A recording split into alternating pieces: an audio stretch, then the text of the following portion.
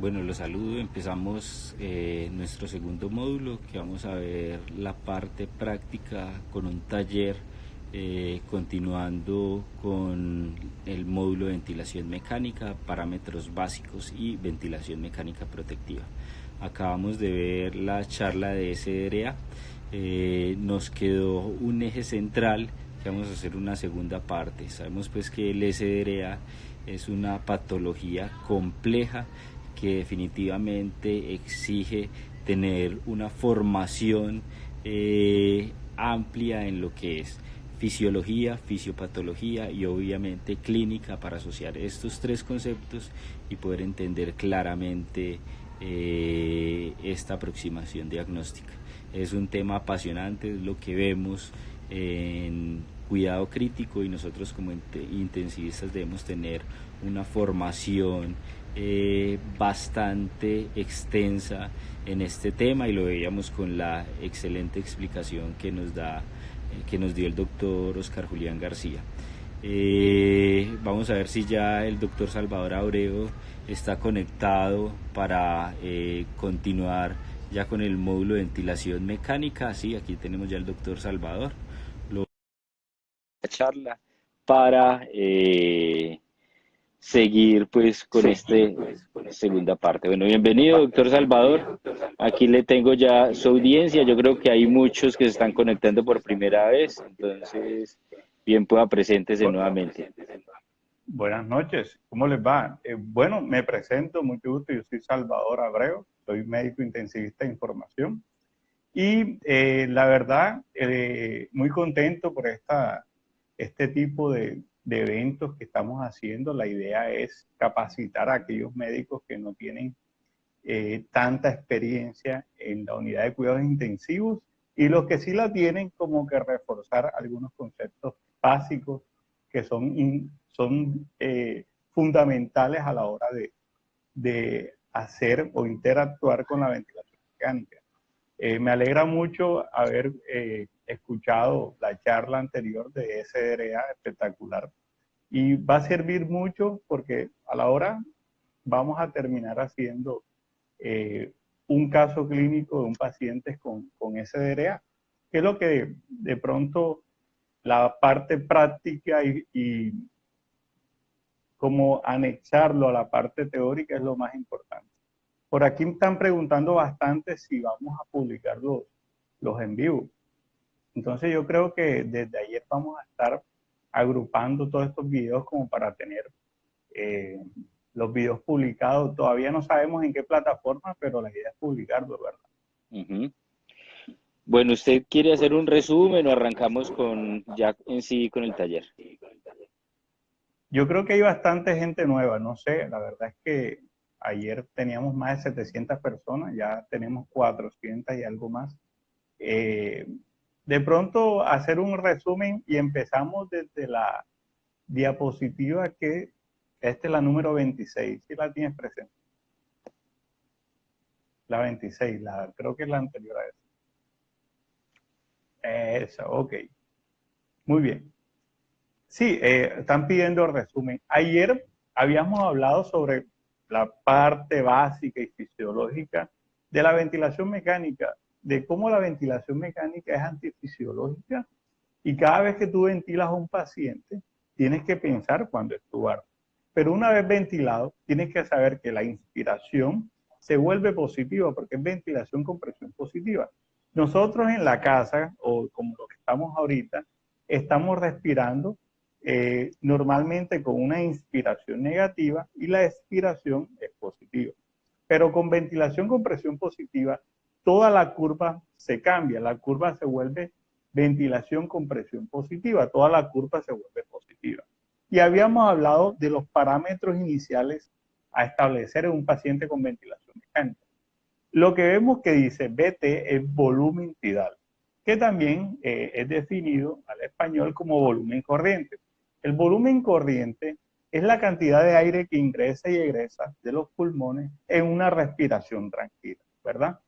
Ese volumen corriente habíamos dicho que es aproximadamente 500 mililitros de forma general. Los libros lo establecen de forma general. Pero En ventilación mecánica nosotros somos muy precisos y dosificamos ese volumen corriente. La dosis es de 6 a 8 mililitros por kilo de peso predicho. Acuérdense que el peso predicho es el peso ajustado a la talla y a la edad, ¿verdad? Ok. Perdón, ajustado al sexo y a la talla. 6 a 8 cc por kilo de peso predicho. El tiempo inspiratorio es el tiempo que tarda la inspiración. Y como es un proceso activo, el ventilador es el que lo establece. Pero como tú eres el que controla el ventilador, tú eres el que vas a programar ese tiempo inspiratorio. Entonces el tiempo inspiratorio es el tiempo del ciclo inspiratorio solamente. Pero una vez tú programas el tiempo inspiratorio, automáticamente y por la mecánica pulmonar se establece el tiempo expiratorio. Y eso es lo que deja o lo que define o lo que establece la relación IE, la relación entre la inspiración y la expiración. Luego sigue la frecuencia respiratoria, que también afecta la relación IE. Entonces, la frecuencia respiratoria entre 12 y 20 es un rango normal. En pacientes más obstructivos utilizamos frecuencia respiratoria más baja para que la relación IE sea más prolongada. Y en pacientes con pulmón rígido, que es lo que pasa en el SDRA, utilizamos frecuencias más altas, como en los pacientes fibróticos o el distrés respiratorio, que ya lo hablamos en la hora anterior. El flujo pico, ¿qué es el flujo pico? Pues yo creo que ayer no lo definí, pero el flujo pico o el flujo inspiratorio pico es la velocidad con que entregamos ese volumen corriente. Es la velocidad y eso está en litros por minuto. Entonces se define como flujo pico como esa cantidad de volumen corriente que voy a establecer en un tiempo. Entonces, hay pacientes que tengo que entregarle ese volumen corriente más rápido, como los pacientes obstructivos. Necesito enviar un flujo más alto para poder ayudarle a la resistencia a la vía aérea. Hay otros pacientes que necesitan menos flujo. Ahora, ¿de qué depende la cantidad de flujo que yo le establezca? Depende de la mecánica pulmonar y también del acoplamiento. Hay pacientes que se desacoplan con un nivel de flujo porque el flujo está muy bajo. De pronto ellos necesitan sentir un flujo más alto para poder tener un acoplamiento, un confort a la hora de la ventilación mecánica. Entonces uno empieza a configurar cada uno de estos parámetros para acoplarlo. Mucha gente lo que hace es que si está, como comentaba el doctor Cárdenas ayer, es que está desacoplado este modo ventilatorio y lo cambia a otro. Eso no está bien. Eso es un error. Lo que uno hace es tratar de cambiar cada uno de estos parámetros ajustándolos a la mecánica pulmonar para poder tener un acoplamiento adecuado. Muy bien, ese es el flujo pico. ¿Cómo se calcula el flujo pico? Una forma fácil, y yo se lo explicaba ayer, una forma fácil de calcularlo es el 10% del volumen corriente. Es una forma fácil. No es la mejor, pero para la configuración inicial está muy bien, ¿verdad? Y es fácil para ustedes grabarse esta forma.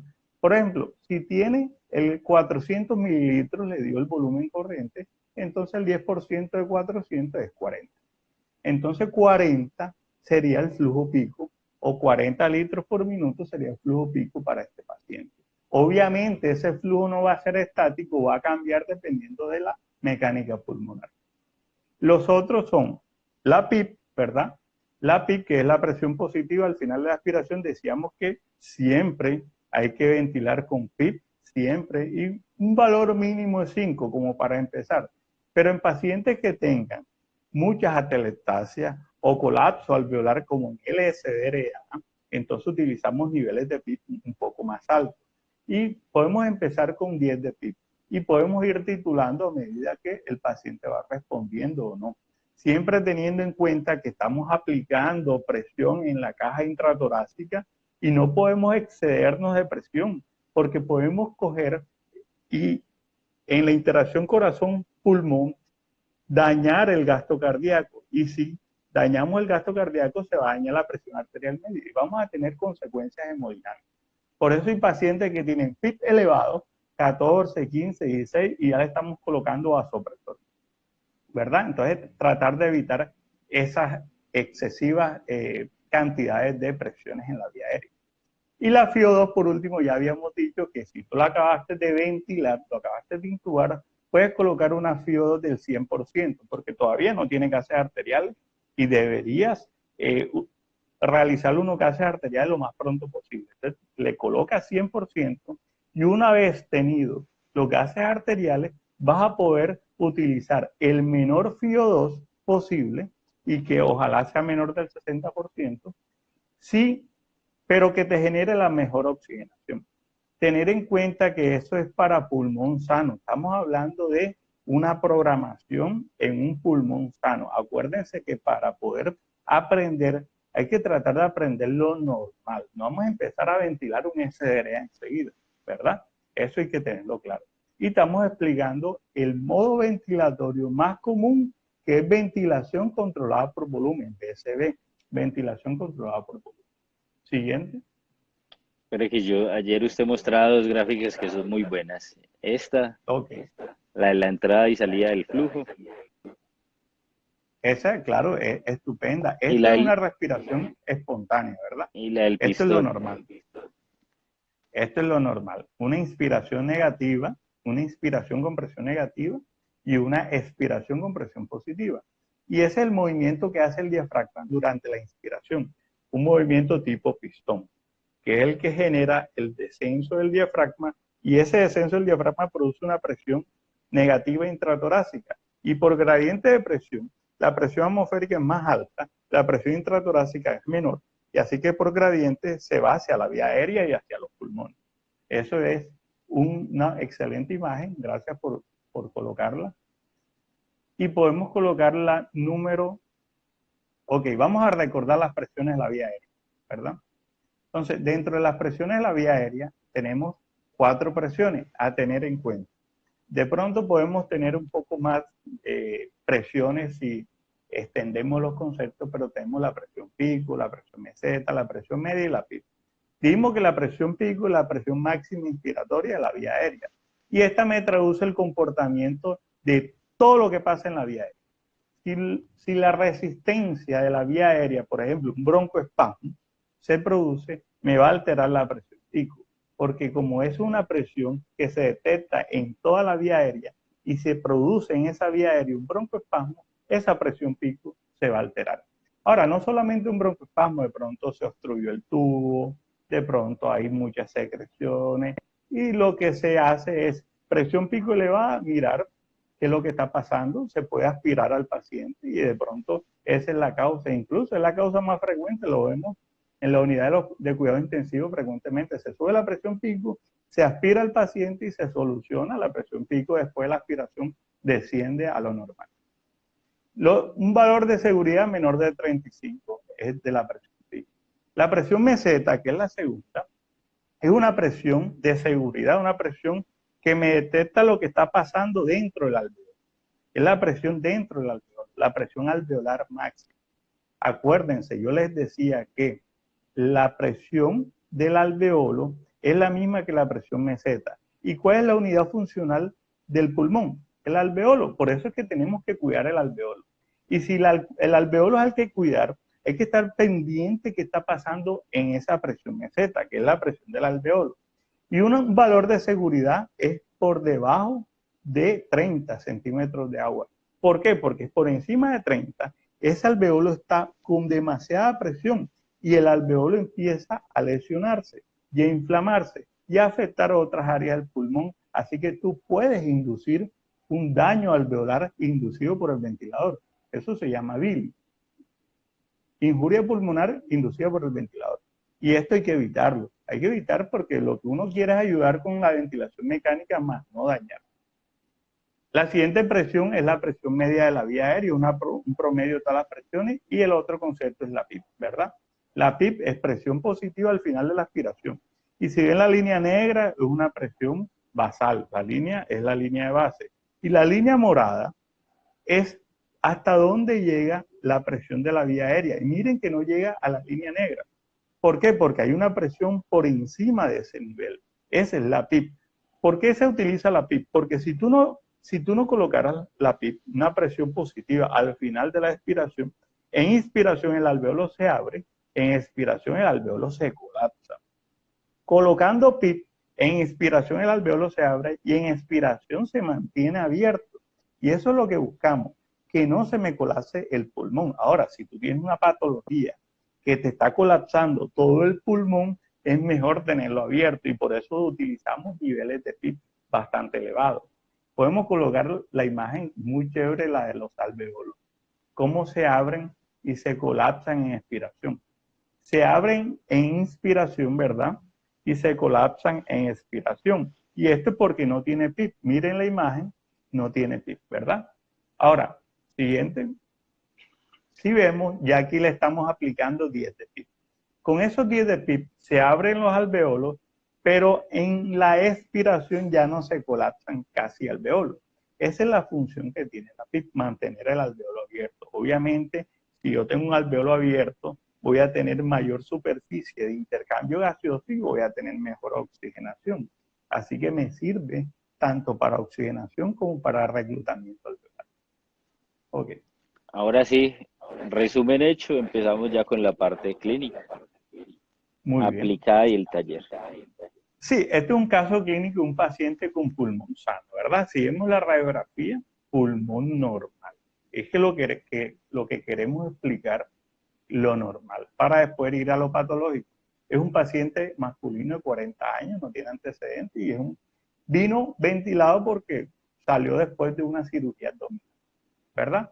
¿Cuánto pesa? 75 kilos, mide 1,65 y le sacamos el área de superficie corporal que dio 1,85, pero tiene un peso predicho de 61.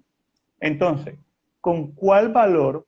Y podemos abrir los comentarios para de pronto hacerlo más práctico. ¿Con cuál valor vamos a calcular mi volumen corriente? ¿Con 75 kilos o con 61 kilos? Vamos a esperar la respuesta porque me interesa mucho que vayan captando el mensaje. Entonces, un paciente Bueno, con pulmón sano, es el momento, ¿verdad? de participar.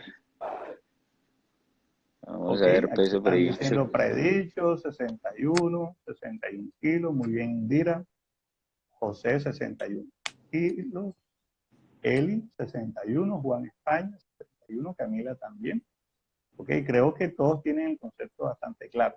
Así que ustedes nunca vayan a ventilar por el peso real. La única forma es que concuerde que el paciente tenga el peso ideal, ¿verdad? Que esté bastante delgado, que esté atlético, haga ejercicio, etc. Gisela Barrio, 61 kilos, muy bien. Ok, entonces, sigamos. Vamos a ir calculando y pueden ustedes tener calculadora en mano. Por ejemplo, 400, si ustedes calculan a 6 mililitros por kilo, o a 7 o a 8, acuérdense que tiene pulmón sano. ¿Cuánto les va a dar de volumen corriente? Calculen en su casa. Si tienen 61 kilos por 6, le va a dar 3,66, por 7 le va a dar 4,27, que es lo que tenemos acá, por 7, y por 8, 4,88. O sea que vamos a tener un rango desde 366 mililitros hasta 488, un rango importante. Pero acuérdense que este es pulmón sano. Por eso estamos estableciendo entre 6 a 8 mililitros por kilo de peso predicho. Entonces, siempre, ya saben, siempre cálculo con peso predicho. Y lo segundo es que ustedes pueden elegir entre 6 a 8. ¿Cuál es el valor? O sea, ustedes me pueden preguntar, ¿con cuál valor inicio yo? Yo empiezo con un valor intermedio, que es 7, como para poder tener un rango con qué jugar en caso tal el paciente necesite más volumen o necesite menos volumen. Entonces, yo empiezo normalmente con 7. Ahora, ustedes pueden empezar con 6 porque también está establecido que puedes utilizar 6 y después ir subiendo. Bien, muy bien. Aquí Todos todos están contestaron aquí. contestando bien. Súper bien. Mire, aquí tenemos Sí. a Ivette, Margarita, a Lady Pisa, Anita María, a Clan, a María. No, mejor dicho, hermano, es que usted se lució con esa exposición desde ayer. No, vamos bien, vamos bien. El cálculo, ya saben, peso predicho. Ahora, yo les hago una pregunta. Hay mucha gente que dice, este paciente está pesando aproximadamente al ojo, 62 kilos, pero ¿cómo vas a sacar el peso predicho al ojo? Es difícil. O está midiendo 1,68, eso al ojo ya está estudiado. Y ya se sabe que calcular al ojo no está bien, o sea, la precisión es muy inexacta. Entonces tienes que tratar de medir al paciente. Ahora, está acostado, está crítico, está en falla ventilatoria, lo que puedes hacer es calcular la brazada, ¿verdad? Eso lo utilizamos en la UCI bastante. El cálculo de la brazada es la distancia que hay entre el dedo medio hasta la horquilla external. Y esto lo multiplicas por 2, lo que quiere decir la distancia que hay entre dedo intermedio y dedo intermedio. Eso te da la talla del paciente. Y eso es por medidas antropométricas, es un buen cálculo. Eso te da la talla sin tener que medir a todo el paciente, ¿verdad? Acuérdense, desde el dedo medio hasta la horquilla external y lo multiplicas por 2. Eso te da la talla del paciente. Ok, seguimos. El tiempo inspiratorio lo vamos a calcular. Ya ustedes saben que tenemos un rango entre 0.8 y 1.2. Cualquier tiempo inspiratorio inicial dentro de ese rango está bien. Aquí colocamos 1.2, pero puede ser un segundo o puede ser 0.8, 0.9, 1.1. Dentro de ese rango está bien. Lo importante que quiero que tengan en cuenta es la relación IE. Cada vez que ustedes configuren el tiempo inspiratorio y configuren la frecuencia respiratoria, y en algunos ventiladores también configuren el flujo inspiratorio, tienen que ver cómo quedó la relación IE, porque te la puede alterar. Y lo importante es que quede en este rango, entre 1,2 y 1,3. Porque a veces te puede quedar 1,1 o con ventilación con relación invertida, y eso es nefasto. No puede, en la actualidad no hacemos ese tipo de ventilación con esa estrategia, ventilación con relación invertida, no la hacemos. ¿O tú lo has hecho alguna vez? Señor, no señor. Ventilación con relación invertida era ventilar con relación IE 2,1, o sea, invertido, ¿verdad? Y eso que hacía, inspirabas demasiado y el tiempo expiratorio era cortico y eso atrapaba aire en el pulmón. En teoría reclutaba alveolo. ¿Pero qué causa? Eso tiene consecuencias hemodinámicas y mecánicas ventilatorias y el paciente tenía un patrón ventilatorio muy alterado y tenía menor gasto cardíaco y eso se dejó de usar. En la actualidad no utilizamos esa estrategia y lo utilizaban en SDRA. Mal llamado, lo han llamado el APRB, ¿no? El APRB, pero es mal llamado relación invertida. Algunas personas llaman al APRB como un modo relación invertida, pero sabemos pues que no es así. Sí, sí, exacto. Viene próximamente esa charla, entonces no nos vamos a meter en esos campos. Ok. Sí, ¿quién va a hablar de APRB? Espectacular. Por ahí lo desplazaron, hermano. Yeah. No, está bien. Ok, seguimos. La frecuencia respiratoria tenemos un amplio rango, entre 12, 10 hasta 20. Aquí elegimos 17, que es un valor que me puede, si tú multiplicas, y ustedes acuérdense de este concepto, el valor del volumen minuto. El volumen minuto es la cantidad de volumen corriente por la frecuencia respiratoria. Entonces eso te da el volumen minuto. Tú puedes establecer o modificar el volumen minuto dependiendo de la frecuencia respiratoria. Yo quería que este paciente tuviera un mejor volumen minuto, así que le coloqué 17. De todos modos, existe una forma de calcular el volumen minuto. De pronto más adelante en la sesión de preguntas podemos profundizar más en este tema. Pero yo lo que quiero es que aprendan conceptos básicos, porque hay de pronto unos conceptos que son un poquito más complejos y de pronto se me pierden, ¿verdad? Listo, ¿cuánto le voy a colocar de PIB? Empezamos con 5. Acuérdense, pulmón sano. Y FIO2 empiezo con 100, o si ya me vino ventilado desde anestesia, puedo empezar con 60, que es el máximo FIO2 que genera mejor beneficio, y después voy titulándolo hacia el descenso. Siempre que yo hago una programación, tengo que mirar acá arriba, monitoreo ventilatorio, los gases arteriales y monitoreo hemodinámico. Esas tres cosas, ventilatorio, gases arteriales y monitoreo hemodinámico. ¿Por qué? Porque cualquiera de esas tres se me pueden alterar. Cada vez que yo muevo una cosita, por ejemplo, decidí aumentar la frecuencia respiratoria, yo tengo que hacer esas tres. monitoreo ventilatorio, gasométrico y hemodinámico. Por eso es que no es tan fácil mover y por mover, porque yo necesito tener una justificación y necesito tener unos gases arteriales, necesito ver cómo están los parámetros hemodinámicos, necesito examinar cómo están las presiones de la vía aérea y el volumen corriente para establecer si lo que estoy haciendo está bien válido. Ok, siguiente. Ok, este es otro caso. De pronto ahí en los gases arteriales no se ve muy bien, pero yo se los menciono, ¿verdad? Esto es una paciente femenina de 70 años, diabética, hipertensa, antecedentes de SEA de mama, y vienen por una sospecha de COVID-19, ¿verdad? Ingresa con unos gases arteriales, aquí no se ve, pero tiene falla que no se ve lo más importante, pero yo se los menciono. Tiene una oxigenación, una PO2 de 56, tiene una PCO2 de 48, tiene leve hipercapnia, ¿verdad? Tiene un pH 7.25, tiene una saturación arterial de 82% y tiene un bicarbonato de 20, ¿verdad? Con eso vamos a empezar y ya sabemos, PO2 por debajo de 60 ya tiene hipoxemia, tiene saturación de 82 y tiene hipercapnia porque tiene CO2 por encima de 45, tiene 48. Y el pH bajo de 7.25 probablemente sea por la leve hipercapnia, ¿verdad?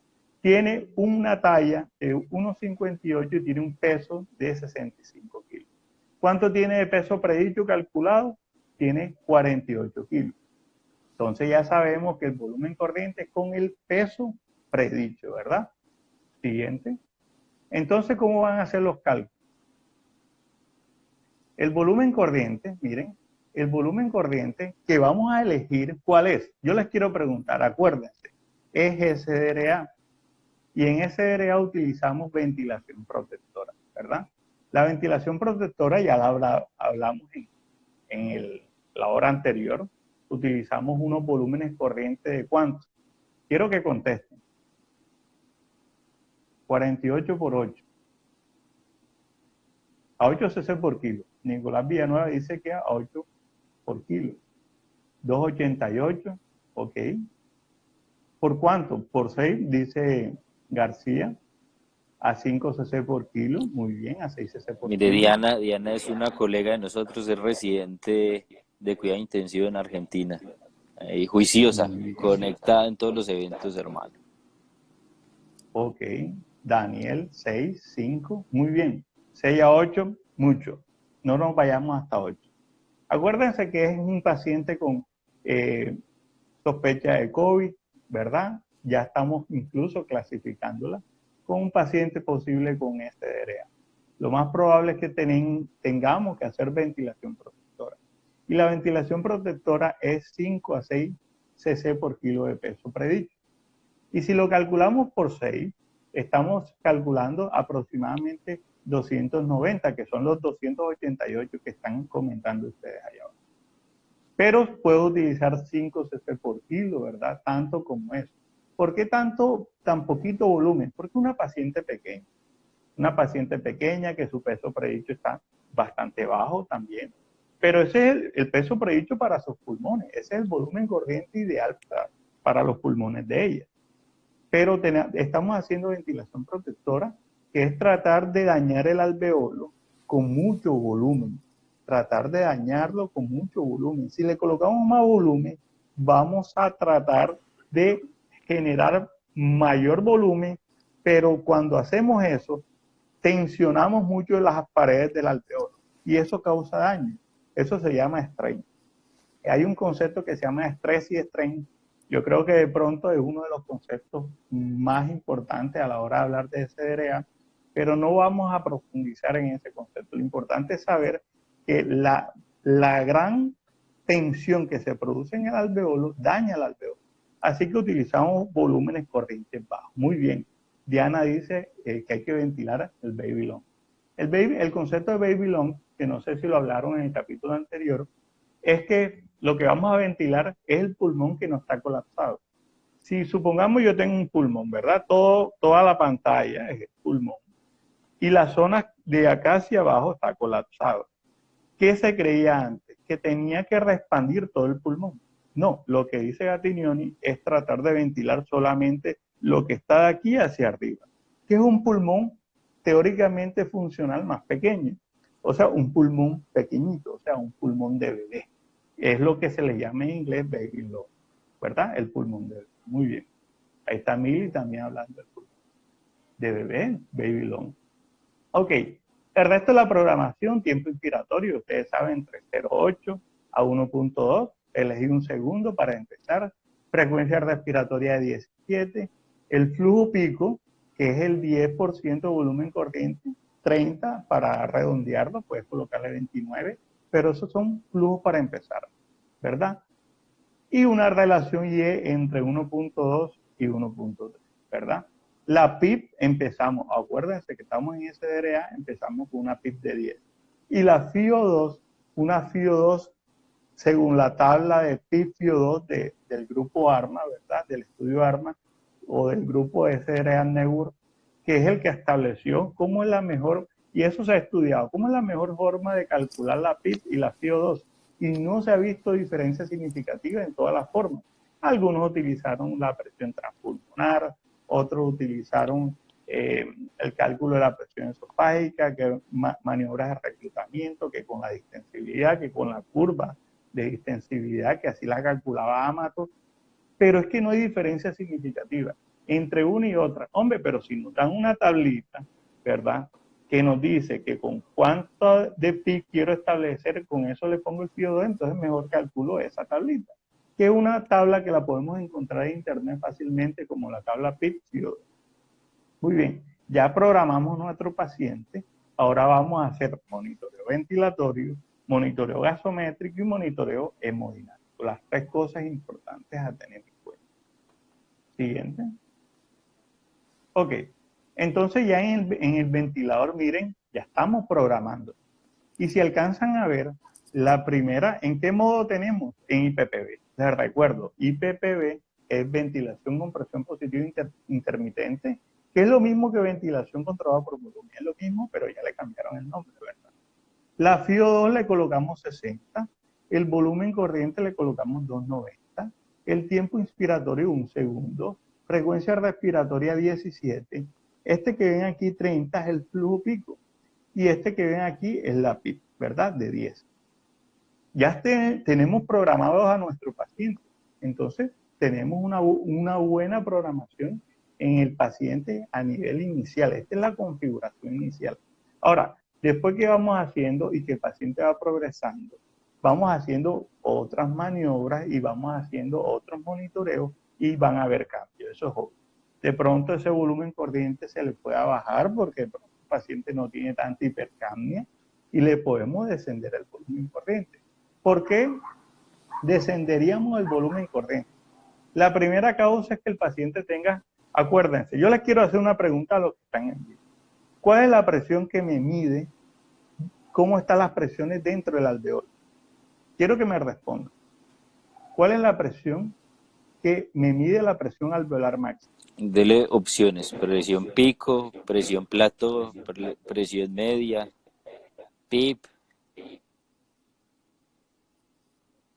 Ok, Ya, aquí dice mire. Alena, presión meseta, Daniel, presión meseta, Ana Isabel también, Lozano, Alejo, uy, pero están, Martínez, Gadi, muy bien. La tienen clara, la presión meseta. Ahora, en el paciente con el SDRA que tiene pulmón rígido, ¿verdad?, que tiene un alveolo rígido, ¿cómo va a tener las presiones de la vía aérea? Por lo menos, ¿cómo va a tener la presión meseta? Elevada. Entonces, si yo tengo una presión meseta por encima de 30, tengo que bajar algo que me disminuya las presiones de la vía aérea, que me disminuya la presión meseta. Entonces, sacrifico el volumen corriente. Le bajo el volumen corriente, si lo tenía 6 cc por kilo, se lo bajo a 5 cc por kilo. Y eso me va a tratar de bajar la presión meseta. Acuérdense que el valor de seguridad es menor de 30, ¿verdad? Siempre tener en cuenta eso. Bajar el volumen, muy bien, ahí está. Nunca vas a bajar la PIP, porque si tú elevas la PIP, también te va a elevar la presión meseta. Pero nunca la bajes la PIP porque ese es el que te mantiene el alveolo abierto. la PIB no la va a bajar. Ahora, si el pulmón recluta alveolo, la presión, tú le colocas más PIB, pero la presión meseta no te va a aumentar. Pero si tu pulmón no recluta alveolos, o sea, que no abre los alveolos, no los abre, los que están colapsados no los abre, entonces ese sí, el aumento de la PIB te va a generar aumento de la presión meseta.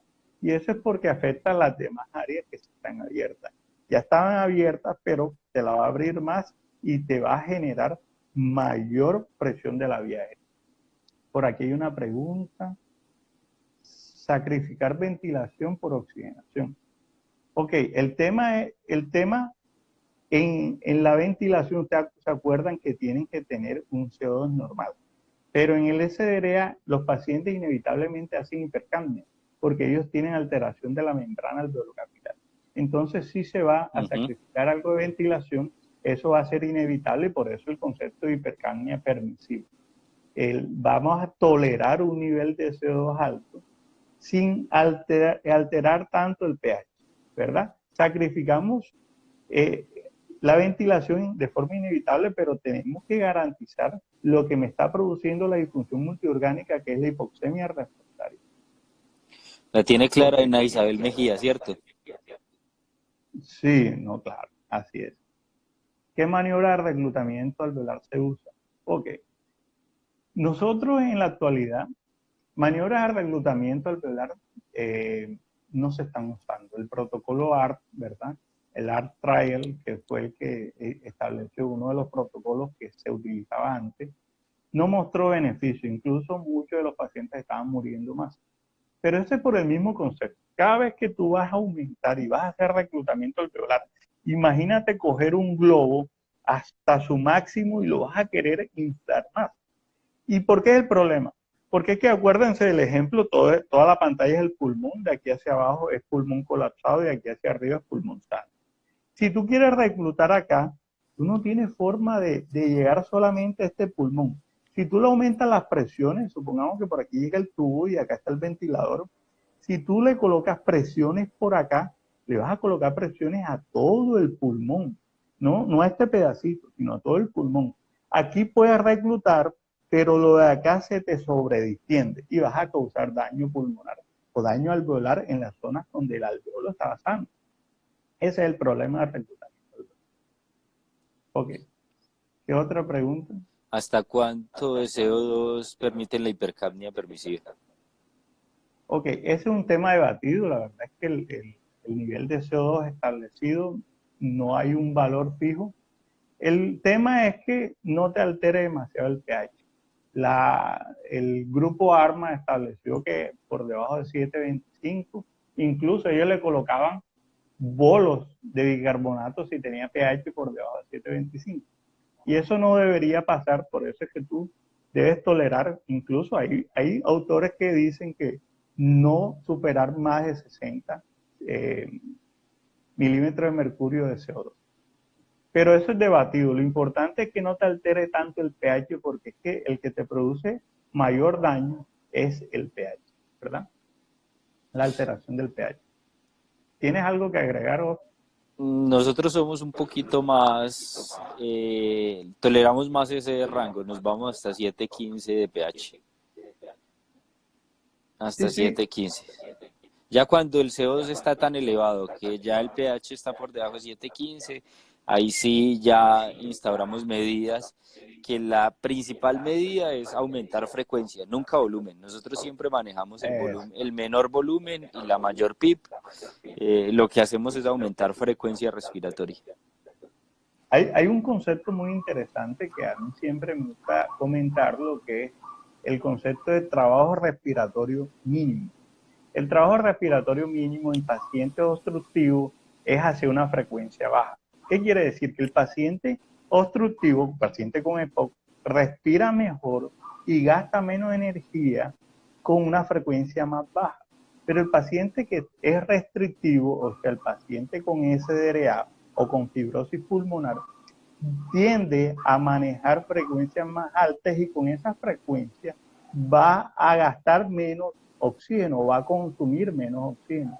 Así que uno trata de de mantener una ventilación mecánica en pacientes restrictivos como el SDRA con una frecuencia más alta, ¿verdad? Y como dice, nunca uno va a subir el volumen corriente, sino que con frecuencia respiratoria. Aquí nos hacen una pregunta importante para el contexto que se nos viene. El doctor Víctor Manuel Prieto, que es residente de urgencias, nos pregunta que en qué modo ventilatorio asiste el paciente en decúbito prono. Ok, en ventilación, el estudio PROCEBA ventiló en su mayoría los pacientes en ventilación controlada por volumen. Y más del 90%, creo que 88, 89%, los relajaron. Entonces tiene que estar controlado. Y en su mayoría los relajaron. Así que los pacientes en decúbito prono van a estar en su mayoría controlados. Eso sí ya es inevitable. Y ustedes verán, y esa es una buena justificación, tener un paciente boca abajo durante 16 horas, ¿verdad? No vas a tener ese confort en el paciente, y tenerlo despierto va a ser muy complicado. Es mejor tenerlo sedado y relajado. Eso está claro. Asistido, controlado y por volumen, no por presión. Por volumen. Sí, por volumen. Exacto. Ok, por ahí hablan de APRB. APRB. Ok. APRB es un modo ventilatorio alternativo. Ahí está, ¿verdad? Es el que ven aquí. ¿Qué significa APRV? Airway Pressure Relief Ventilation. APRV es ventilación con liberación de la presión de la vía aérea. Es un modo ventilatorio que se ha tratado de establecer o tratar a los pacientes que tienen pulmón colapsado, como el paciente con SDRA. Pero la diferencia es que el paciente necesita estar despierto. ¿Por qué? Porque APRV lo que hace es que el paciente haga respiraciones espontáneas. O sea, que el paciente siga respirando de forma espontánea. Y las recomendaciones actuales, y todos los pacientes que ventilamos en su actualidad y en todo el mundo, y los grandes autores hablan de ventilación controlada por volumen, hablan de relajación, hablan de sedación, y para tener al paciente en APRV lo tienes que tener despierto. No lo puedes tener ni sedado ni relajado, lo tienes que tener con analgesia, obviamente, y con un RAS de -2. Y eso lo puedes hacer, lo puedes cumplir nada más con analgesia profunda, ¿verdad? Entonces es un gran problema, porque la gente está acostumbrado a ventilar relajado y sedado. Y eso es un inconveniente, por eso hay gente que no le gusta la APRV. Y durante la respiración espontánea, si ven cómo se mueve el diafragma, eso permite que se recluten zonas alveolares en donde estaba colapsado. Yo les explicaba que si esto está colapsado y lo arriba está normal, cuando tú haces respiración espontánea, que haces esta respiración espontánea, la respiración espontánea recluta estas áreas que están colapsadas. Y esto es totalmente fisiológico y ese es el gran beneficio. Lo que pasa es que APRV casi nadie lo sabe utilizar. He preguntado con muchos intensivistas y la verdad, son pocos los que lo usan. En la institución donde estamos lo utilizamos, también son pocos, y hemos tenido buena experiencia. El tema es que la experiencia pues no vale nada, pero nos basamos en metaanálisis y en ensayos clínicos que han mostrado beneficios. Lamentablemente no son ensayos clínicos que sean tan grandes como el del estudio ARMA, entonces todavía no hay nada que batalle a la ventilación controlada por volumen en torno a la evidencia. Okay. Pero indudablemente es una muy buena alternativa y yo le confieso, nosotros utilizamos mucho APRV en la institución donde yo trabajo y el doctor Oscar, que era el que revisaba ahorita SDRA, hemos podido hacer una experiencia durante ya varios años, más o menos 6, 7 años. Ellos llevan un bagaje muy amplio de APRV. Yo apenas estoy con ellos hace un año. Pero me gustaba mucho y yo creo que las cosas que me han hecho sentir muy cómodo en el trabajo que estoy actualmente es precisamente haber llegado a un grupo en el que comparte muchos de los conceptos que uno maneja también. Entonces hemos ventilado muchos pacientes en APRV y nos ha ido muy, muy bien. No sé, Ese es hacía el tema. como un año o algo que algún día yo hice una publicación y usted me comentó ahí abajito y desde ese momento es que hemos tenido comunicación. Así, ¿no? Es que los casos de APRB que hemos tenido han sido muy buenos. Y la verdad te digo, o sea, todos los casos que hemos tenido en APRB, todos los SDRA, ninguno se ha muerto. O sea, la mortalidad de nosotros, cero con APRB. Y nosotros casi no pronamos. Pero el tema es el siguiente. El tema es hacer todo temprano.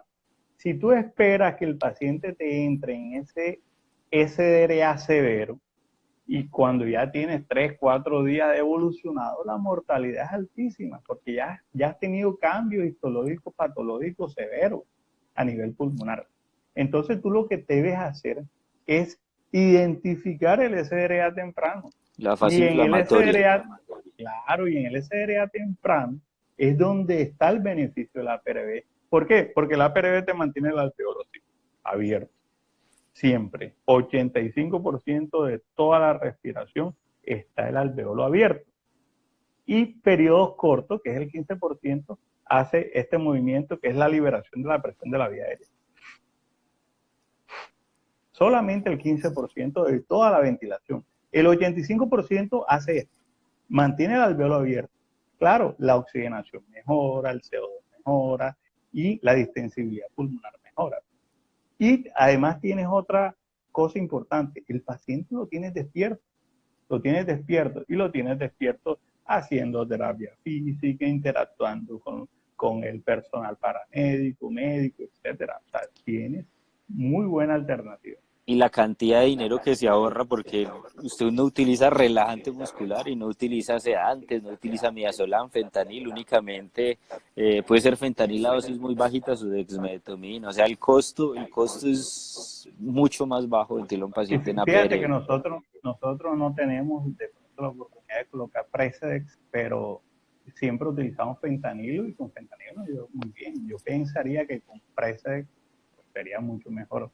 El estudio de Soul utilizó analgesia, fentanilo o remifentanilo.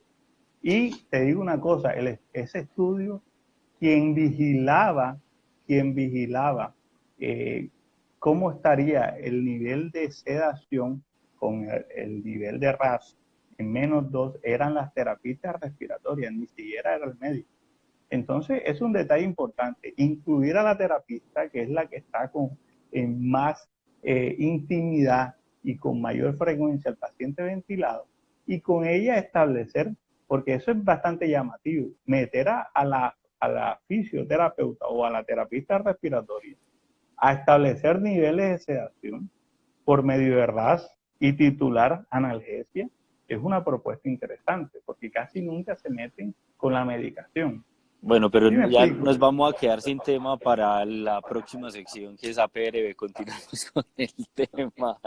Okay. Por ahí preguntan qué es APRB, cómo se programa el APRB. Bueno, es que hay Viene un una tema de segunda. APRB. Sí, sí, Hay un sí. tema de APRB. Entonces, APRB es Airway Pressure Relief Ventilation, que es ventilación con liberación de la presión de la vía aérea. Eso significa, pero va a haber un tema enfocado en APRB.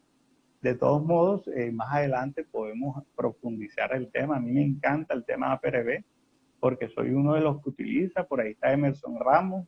En una época llegó de pronto escéptico, pero ya es uno de los que utiliza APRB y lo utiliza muy bien y ha visto buenos resultados también. Aquí me están hablando del prono, pronación temprana.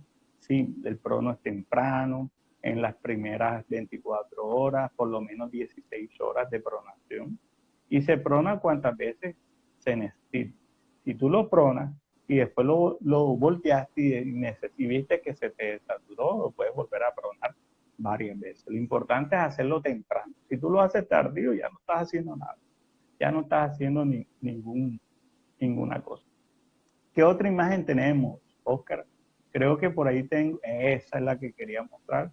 Miren este momento, esta situación, ¿verdad? Tenemos una presión pico, que es la primera presión, ¿verdad? Menor de 35 es la presión de seguridad. Tenemos en esta imagen, tenemos una presión meseta. La presión meseta, yo les decía ayer que se debe calcular por medio de una maniobra, porque no todos los ventiladores tienen programado el cálculo automático de la presión meseta. Así que algunos debemos calcularla de forma manual.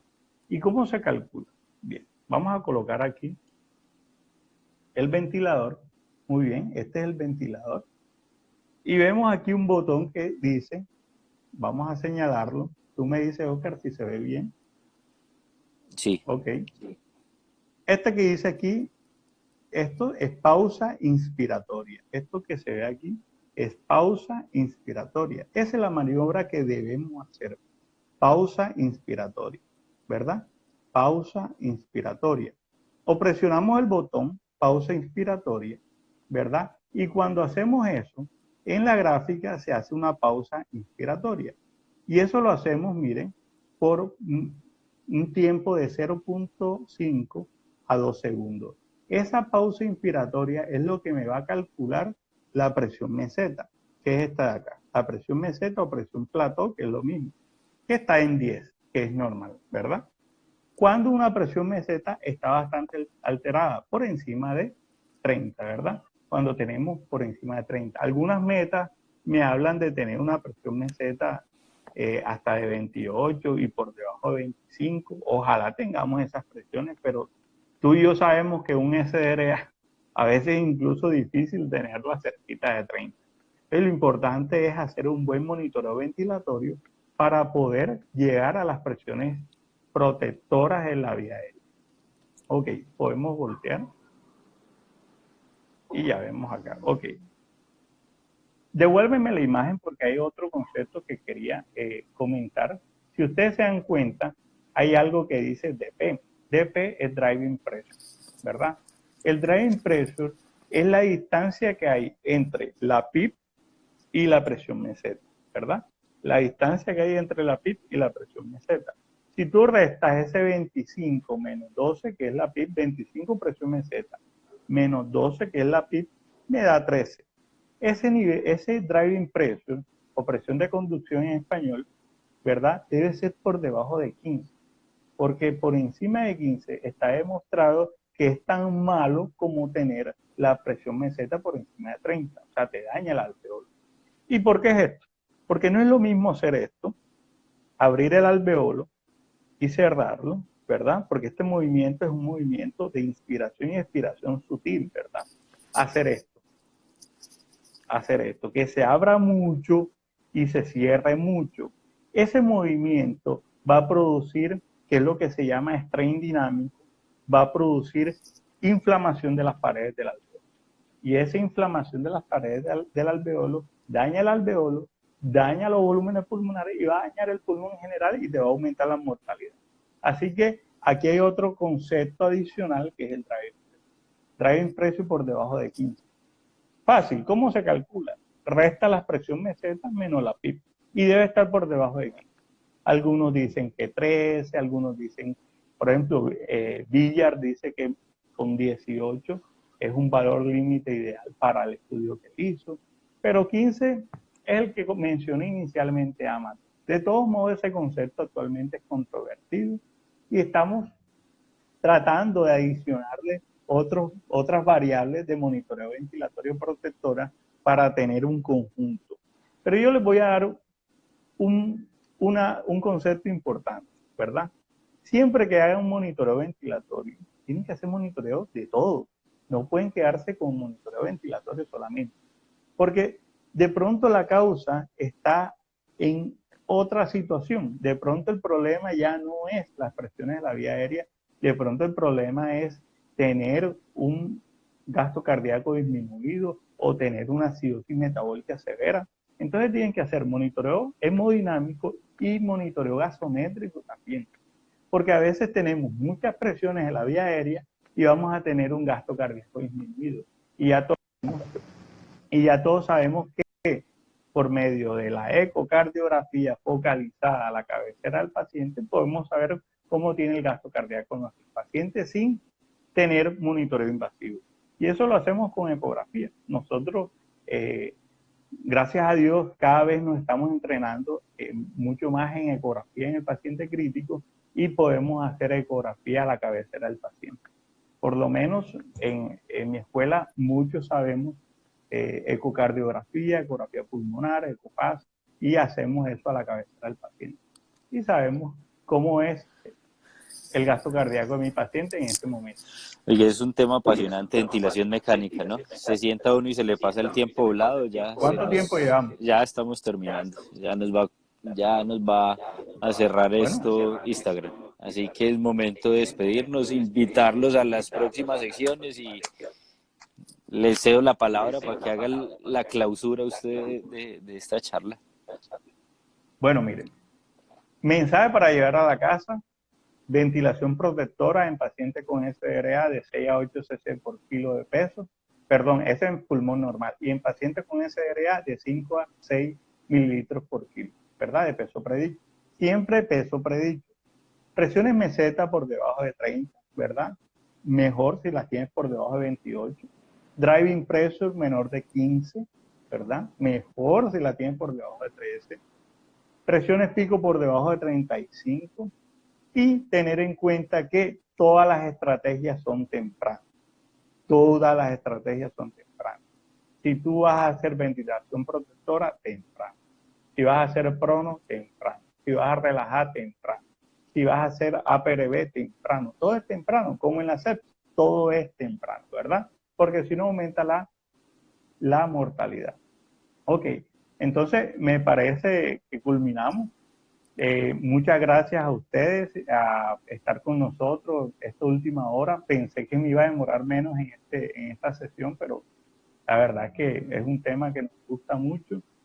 Nos vamos a ver en otro tema. Mañana tenemos otro tema. ¿Qué tema toca mañana, Oscar? Yo creo que mañana descansamos. Le vamos a dar un respiro a todos los ponentes, a los organizadores y todo para que puedan estar un domingo en familia.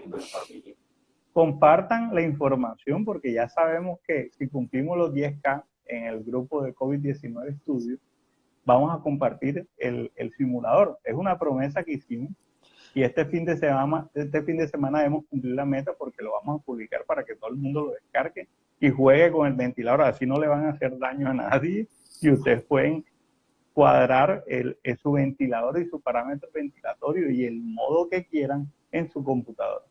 Sobre todo que es que cuando uno pasa los 10K, Instagram le habilita a uno una herramienta que es poder compartir links y ustedes lo van a poder descargar directamente desde la cuenta.